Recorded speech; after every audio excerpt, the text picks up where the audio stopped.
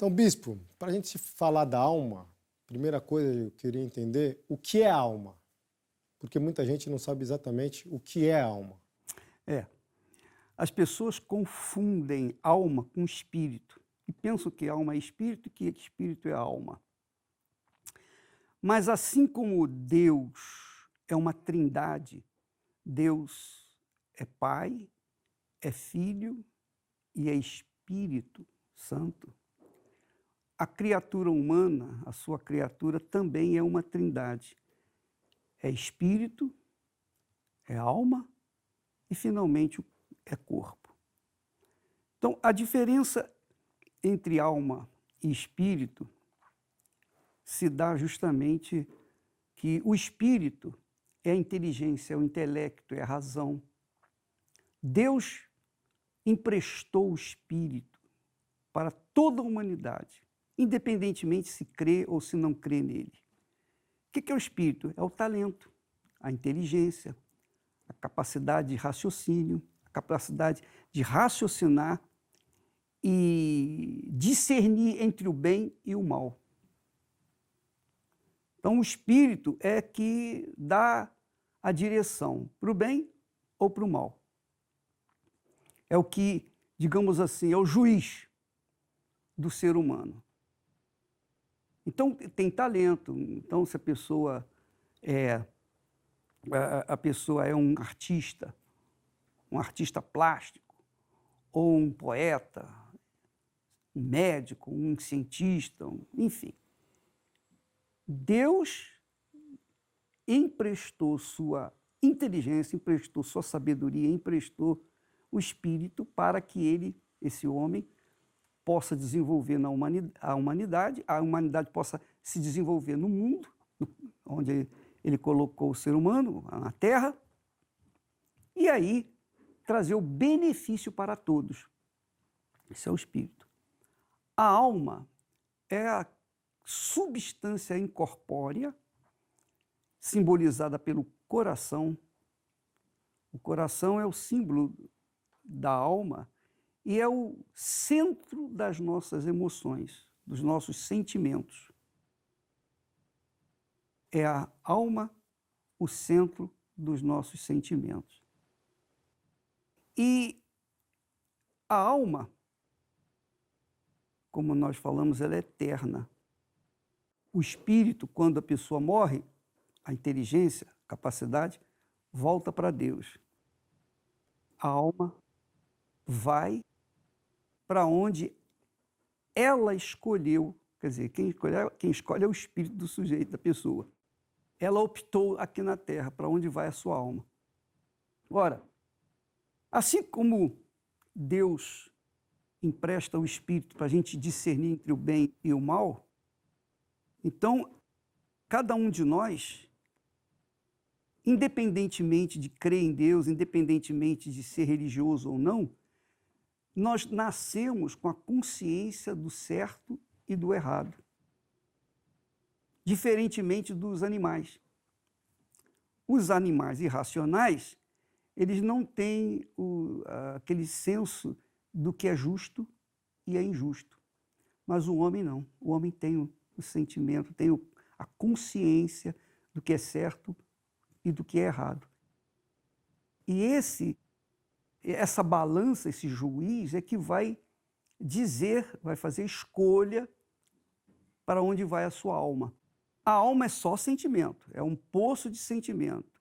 A Bíblia fala, Salomão, sábio, ele diz assim: antes que se rompa o cordão de prata e se quebre o copo de ouro e se despedace o cântaro junto à fonte e se quebre a roda junto ao poço, uma linguagem assim muito poética para falar da matéria. E o pó volte à terra, quer dizer, a matéria, o corpo volte à terra, como o era, e o espírito volte a Deus que o deu. Então, explica aí as três partes do ser humano, corpo, alma e espírito, ou melhor, espírito, alma e corpo, tendo como primazia o espírito, a alma e o corpo. Mas vamos tratar da alma.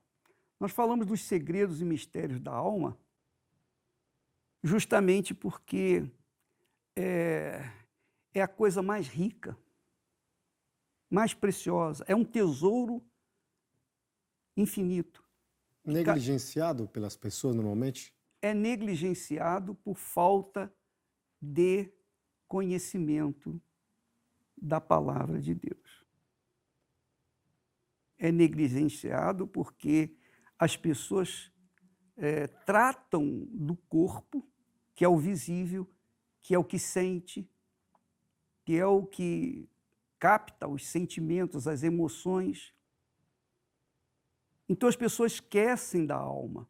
Só que, aí há um detalhe, quando a pessoa sente uma dor de cabeça, por exemplo, ou uma ansiedade, ou tem depressão, ou sente abandono, ou sente tristeza, ou sente alegria, qualquer coisa que ela sinta, é a alma que sofre. São dores da alma. São dores da alma. A alma que está aí gemendo. Quando o ser humano chega a esse ponto de sofrer, por exemplo, a depressão, um caso muito comum, e quer se matar, e há quem até, por conta do vazio que sente na alma, a dor é tão insuportável que ela se automutila. Ela prefere sentir a dor no corpo do que na alma. Porque a sua alma, naquele momento, naquele instante de profunda dor, sofrimento, ela está gritando por socorro. Ela está gritando por socorro. Ela está desesperada. Ela está nos limites da sua dor. E é interessante que quando a pessoa, por exemplo, ouve a palavra de Deus, normalmente as pessoas quando estão tristes, abatidas, caídas, etc., elas estão desesperadas, elas pegam a Bíblia no Salmo 91. O Salmo 91 que fala que o que habita no esconderijo do Altíssimo, à sombra do Onipotente descansará. É um belíssimo salmo, muito conhecido. Então, quando ela lê esse texto, a alma dela sente um pouco de alívio. É a alma que sente o alívio. Então, ela fica mais em paz, porque a alma foi nutrida do Espírito da palavra de Deus, não do homem. Então, a pessoa fica aliviada naquele momento, não resolveu o problema, porque só resolve o problema da alma quando ela tem um encontro pessoal, uma experiência pessoal com Deus, na pessoa do Senhor Jesus Cristo, na pessoa do Espírito Santo. Então, esse é o grande problema da humanidade, esse é o problema das pessoas. Quando o corpo morre,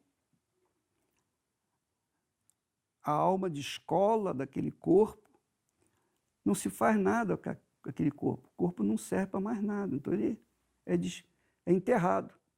O corpo pode estar perfeito, não ter nenhuma doença. Digamos que ela teve uma morte súbita. Mas a alma sai, aquele corpo fica sem valor. Isso mostra que todo o sofrimento que o corpo tinha enquanto vivo se dava na alma. Então, uma dor de dente, quem sofre? A gente pensa, é o dente. Mas, na realidade, a alma que está sentindo aquela dor. Quando nós falamos, é a nossa alma que fala. Ela usa, o nosso intelecto, a nossa razão. Ela usa os olhos para ver, o ouvido para ouvir, os 5 sentidos. Enfim, ela se expõe exprime, seguindo as sensações do coração. Mas, bispo, como é que a gente pode ter certeza que a alma existe? O que prova para a gente? Pois é. Então, há estudos científicos que falam que a alma, quando deixa o corpo, ele fica 21 gramas mais leve. Representam a alma que saiu do corpo. Isso é comprovado, né? Isso é fato. Essa alma, ela, enquanto o espírito está ligado a Deus, na justiça de Deus, etc., ouvindo a voz de Deus, a alma fica sujeita ao espírito. E uma vez sujeita ao espírito de Deus, ela fica em paz. Se ela não estiver sujeita ao Espírito de Deus, que é a palavra dele na nossa cabeça, então a alma digamos assim, se torna uma peste.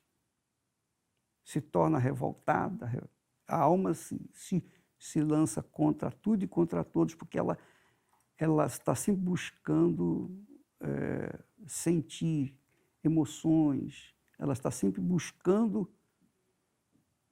sensações que venham para satisfazê-la. A Bíblia fala da alma, que é o coração, que é um desesperadamente corrupto, enganador. A Bíblia fala, Deus fala que o coração, que é a alma, é enganoso. Enganoso é o coração, é a alma. Mais do que todas as coisas, mais do que tudo, o coração é enganoso. E perverso. Quem o conhecerá? Só para você ter uma ideia, quando uma pessoa casa, por exemplo, toma a decisão de casar com outra pessoa, então o coração sente, o coração induz a pessoa a se entregar para outra pessoa. O coração se entrega, se rende às emoções. Mas, se o espírito de uma não combinar com o espírito da outra, não tiver o mesmo pensamento, em outras palavras, então, o que vai acontecer? Eles vão se amar, mas não vão se entender. Vai haver sempre conflito entre um e outro. E aí o casamento se desfaz e o coração fica a sofrer de um lado e o outro do outro. Mas quando se juntam, não combinam, porque são dois pensamentos distintos, diferentes. Salvo quando as duas cabeças têm o mesmo espírito, quer dizer, o mesmo pensamento, pensam de forma de acordo com as Sagradas Escrituras, pensam de acordo com Deus, têm a mesma inclinação para o que Deus quer. O senhor disse que a alma são os sentimentos, as emoções, representa o coração, e o coração normalmente traz desejos, traz vontades. É muito fácil o ser humano errar o caminho e deixar de cuidar da alma, se deixar levar pelos desejos, pelas emoções e fazer mal à própria alma sem saber o que está acontecendo? Com certeza. Então ele ilude. Um coração que não está sujeito à razão, ao espírito, que por sua vez está sujeito à palavra de Deus, então esse coração é indomável, indomável. Então ele quer emoções e emoções. Isso se explica, por exemplo, quando uma pessoa ela sofre de solidão, ou depressão, ou ansiedade. Então ela quer estar no meio de outras pessoas, ela quer experimentar drogas. Ela experimenta uma droga, aí se sente muito bem, mas depois aquela droga já não mais satisfaz. Ela busca uma mais forte e busca mais outra mais forte. E ela vai mergulhando no mundo do vício por conta do coração que é incontrolável, é indomável. E fazer o quê? O que faz? Só tem um jeito. A solução é essa pessoa ter um encontro com Deus, ela buscar o que o intelecto dela diz. Olha, isso aí está errado. Porque a cabeça, que é o espírito, diz, olha, você sabe que está errado. Você tem que vencer esse sentimento, esse coração cruel, enganoso que você carrega. No livro, o senhor diz que as pessoas se preocupam muito em cuidar do próprio corpo. Por que isso pode levar a um erro, a um desleixo, a um descuidado com a própria alma? Porque é simples. O ser humano tem 5 sentidos.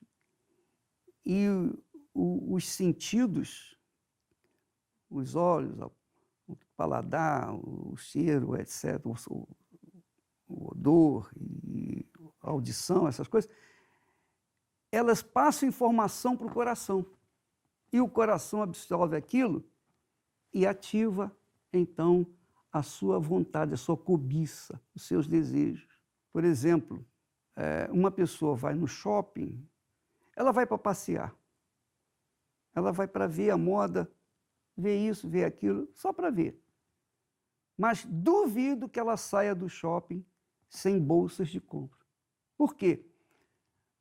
Enquanto ela via as coisas, o seu coração palpitava e cobiçava as coisas e a induzia a comprar, a adquirir aquilo que ela talvez nem precisasse, mas ela comprou por causa dos seus olhos, da ganância, da cobiça dos seus olhos. Então a pessoa às vezes se encalacra de dívidas porque ela não sabe que ouviu o coração. Mas se a cabeça pensar, mas peraí, eu preciso daquilo, ela não pensa, ela não para pensar, porque o coração, a voz do coração, quase que sufoca a voz da razão. Então, como você perguntou, né, o coração ele fica indomável, justamente por isso, por causa dos 5 sentidos. Se a pessoa não tem a direção divina, não tem a cabeça no lugar, então ela não vai, digamos, controlar o seu coração.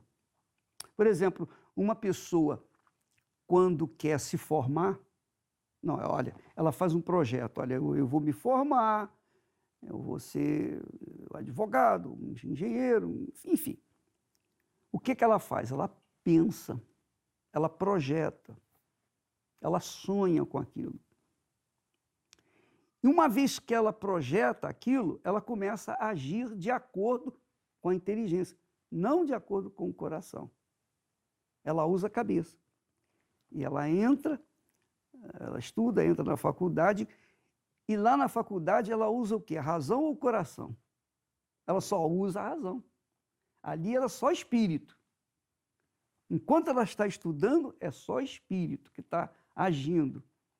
Mas quando ela para de pensar, de raciocinar, de usar a sua capacidade de raciocínio, então o coração entra em ação. Quando ela sai e começa a vislumbrar as coisas que o mundo oferece. É o coração, aí vem o coração. Então a pessoa às vezes casa, não é porque aquela pessoa é competente, é inteligente, aquela pessoa tem os seus predicados, etc. Ela casa pela beleza daquele corpo, da pessoa que viu. Ela se encanta com aquela beleza, ela quer levar para casa. E depois vêm as consequências, as más consequências, porque ela deu ouvidos à voz do coração. Mas é uma linha muito tênue, né, senhor? Demais, demais. Muito, muito, muito, muito. Muito sensível, hipersensível. É por isso que é muito difícil separar uma coisa da outra. Porque, normalmente, o ser humano está mais voltado para o que ele vê, do que ele pega, do que ele toca, do que ele sente, Do que ele deseja. o desejo, do que simplesmente aquilo que ela o que é invisível, né? O que são os sonhos. Por exemplo, ela sonha, ela projeta na sua cabeça, ela não vê isso, normalmente não vê, ela olha só para o coração, ela cobiça aquilo, ela se rende àquilo que os seus sentimentos, seus sentidos revelam para ela, é o coração. E como é que isso tem relação direta com essa epidemia de depressão que tem no mundo, de ansiedade, de suicídio? Qual que é a relação desse descuidado com a alma de cada um, com tudo isso que acontece com essas doenças psiquiátricas e psicológicas? De fato, você sabe que quando se trata da alma, não existe médico. Não existe médico da alma. Existe médico do corpo. Da alma não existe. O que nós temos visto são tratamentos paliativos, né? Mas não resolve o problema. Alma, quando Deus criou o ser humano, deu a sabedoria, que é o espírito, e deu uma alma para viver por toda a eternidade. Mas essa alma, ela tem que estar sujeita ao espírito. Ela tem que se submeter ao espírito, porque é o espírito que pensa, a alma sente. Então, se ela não dá atenção à cabeça, ao espírito, então ela vai extrapolar, ela vai se entregar às coisas que ela sente, que ela vê e etc. Então, no caso da depressão, normalmente a depressão vem, pelo que eu tenho visto, pela perda. A perda do marido, da esposa, a perda de um filho, de um pai, de uma mãe, uma filha, enfim. Quando a pessoa perde e o coração dela, a alma dela estava colada naquela criatura e ela morre, a alma vai embora, pronto, ela fica sem chão, ela fica perdida. Aí ela entra no estado de depressão, porque ela estava imbuída daquilo, ela estava mergulhada naquela paixão, e aquilo sai debaixo dos seus pés, ela entra em depressão profunda. Aí vem as consequências, a ansiedade, a mesma coisa. Mas é errado sentir, se apaixonar?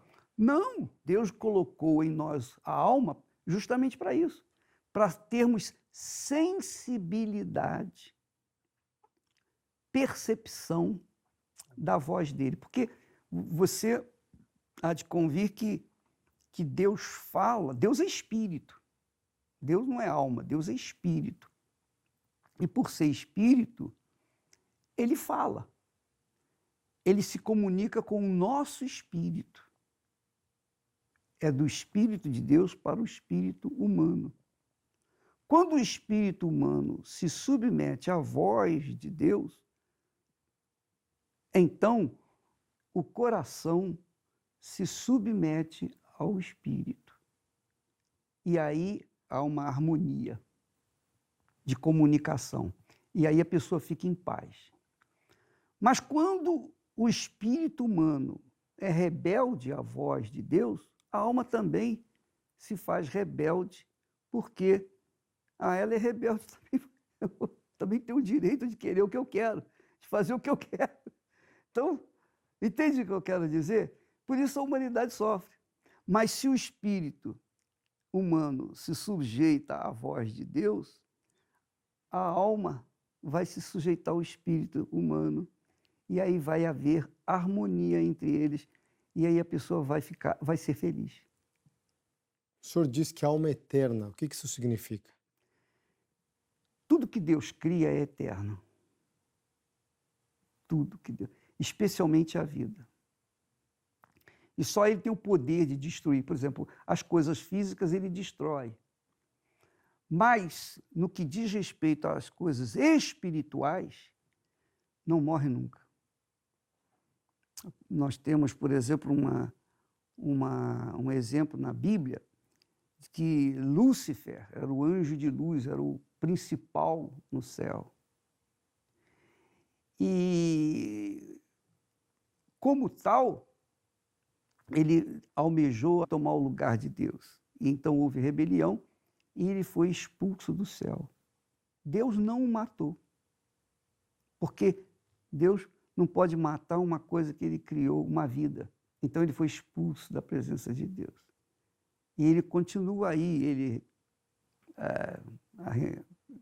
arregimentou uma terça parte dos outros anjos e veio para a terra, e nós vemos essa confusão na terra. Mesmo estando aqui na terra, Deus, quando criou o homem, ela tinha paz, porque havia comunhão entre a natureza, o ser humano e Deus. Havia essas três pessoas, ou três coisas,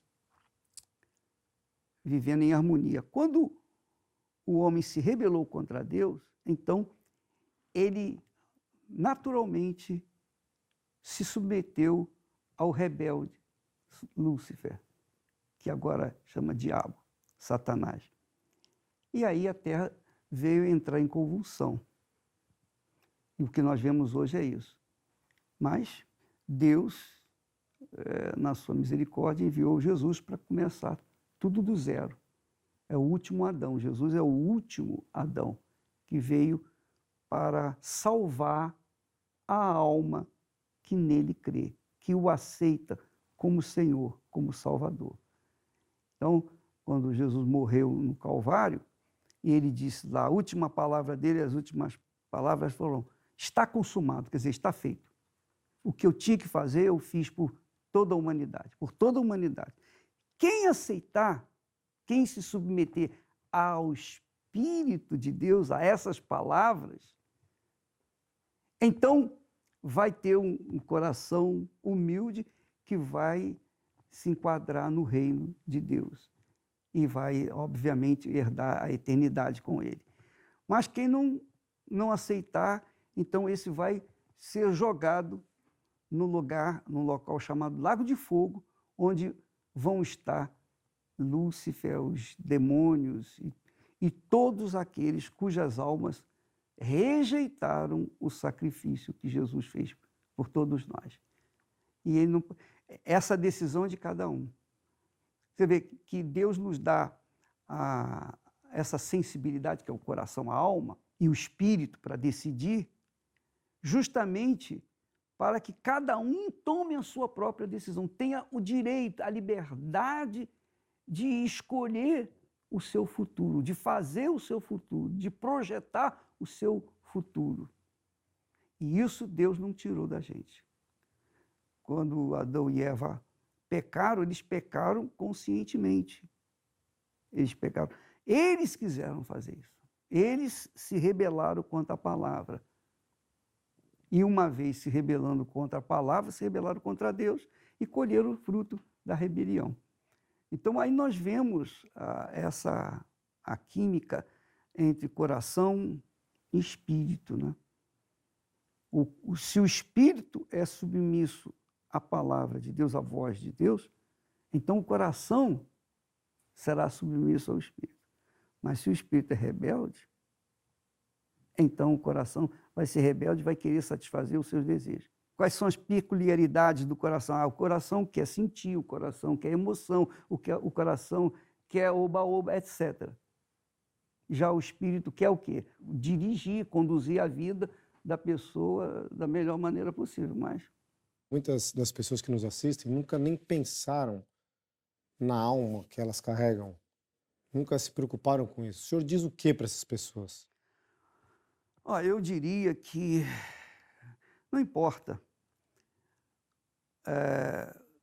a pessoa, o corpo humano, o corpo que a alma ocupa. Deus não olha para a nossa condição social, para o gênero. Ele não olha para se é homem, se é mulher, se se é feio, bonito, a raça, a cor, se é velho, se é moço, se é jovem. Deus não olha para o nosso exterior, Ele olha para o nosso interior, Ele olha para a nossa alma. E a vontade dele é justamente salvar essa alma, que ele deu para que viesse ter comunhão com ele através do Espírito. Então, a pessoa pode ser a mais miserável, mesquinha da face da terra. Pode ser a pior criatura da face da terra, não importa. Ela tem algo que Deus quer, que é a sua alma.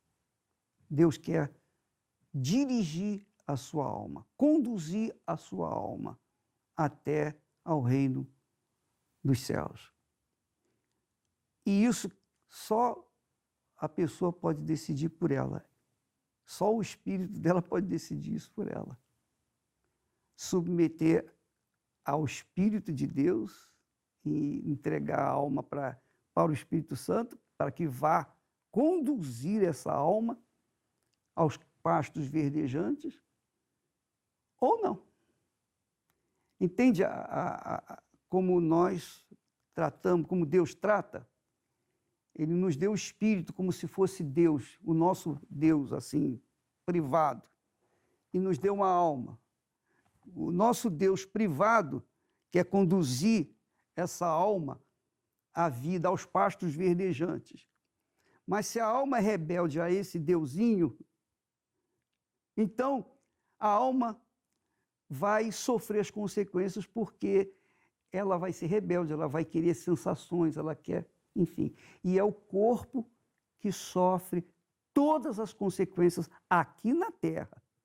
O que é uma alma em paz, bispo? Em paz? Olha, eu sou uma alma em paz. Eu posso falar por mim, posso falar para os outros.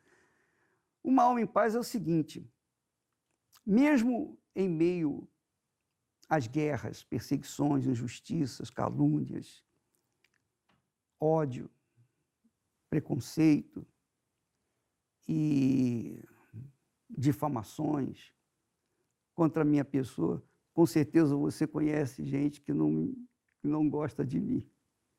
Não só você, mas os outros. Todos vocês que estão aqui trabalhando, todos vocês conhecem pelo menos uma pessoa que me odeia. Então eu sou odiado, não só aqui, mas por esse mundo afora. Então, mas eu vivo em paz. Eu vivo em paz. Eu tenho paz com Deus, eu tenho paz comigo mesmo, eu tenho paz com a minha família. Eu vivo em paz, mesmo querendo levar essa paz para os outros. Essa paz de espírito para todas as pessoas, ainda assim, eu tenho paz, eu tenho paz. Eu não vou ficar com menos paz se eu der um pouco da minha paz para as pessoas. Pelo contrário, quanto mais nós conseguimos levar essa paz para as pessoas, mais nós recebemos de Deus. Então, eu sou a pessoa de paz. E o estado de paz é aquele que, mesmo do lado de fora, estando em guerra, do lado de dentro, a gente tem paz. E aí eu cito o Salmo de Davi que diz: deito-me e logo pego no sono, porque só tu, Senhor, me fazes repousar em segurança. Isso é paz. Uma alma em paz não se machuca com o ódio externo, o ódio alheio? Não, ela entende, porque ela sabe que o ser humano é enganado, o coração humano é enganador, e engana as pessoas, e elas, coitadas, são apenas vítimas e não sabem disso, infelizmente. E ninguém trata disso, porque a alma é uma terra, é um território que ninguém pode penetrar. Não há estudos, não há ninguém que possa penetrar no mais profundo da alma, senão o próprio Deus. Só Ele pode consertar a alma. Obrigado, mesmo. Deus abençoe vocês. Amém.